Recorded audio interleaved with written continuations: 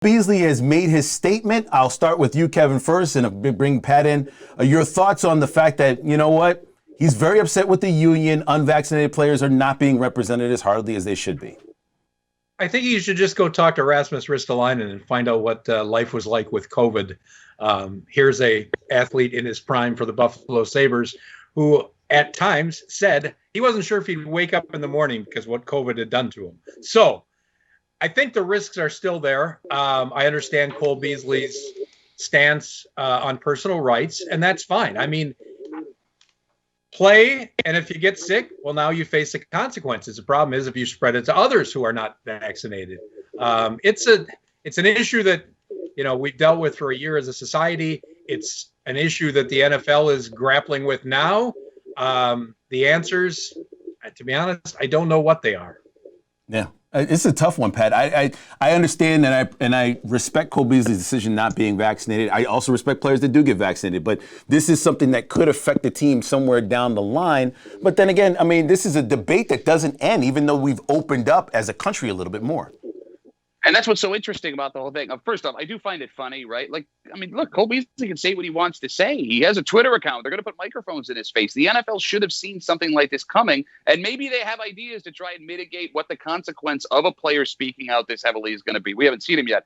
But I do find it interesting that the folks that were in the shut up and play sports crowd, all of a sudden are holding Cole Beasley up as listen to his opinion. Like, no, you can't have it both ways here, man. Like, if they're going to speak, everybody should be able to speak. Let Cole speak. That being said, whether or not it happens, whether or not it's the fault of Cole Beasley, whatever happens, if something happens on this Bills team this year with the way that they are poised to be successful, that derails this season, whether it's fair, whether it's not, whether it's because of what happened with this, whether it's not, Cole Beasley is going to be held up on the mantle as to this is the reason why it happened. And I wonder, I mean, Cole puts that statement out and says, you know, I think it was, I'd rather die living.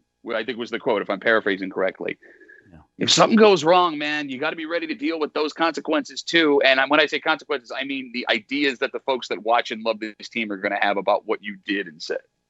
Well, it's interesting because you're wearing the Phoenix Suns jersey, and I think about the Chris Paul situation where reportedly he did get vaccinated, but still was in protocol. So this is a real sort of fluid situation where anything could happen in the NFL. 2 weeks could mean a season. We both know that.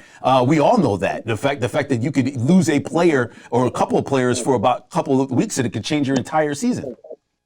And the scary thing is the variants that are going around in different countries. They're obviously going to get here. They're going to get here. So the unvaccinated player is probably more at risk now. And that is something the NFL and team management and fans should fear because, as Pat said, this could derail a season that has great promise. Well, we'll find out when the season comes around, as training camps will be here before you know it, and then off to a brand new season come this fall for the Buffalo Bills. A lot of high hopes.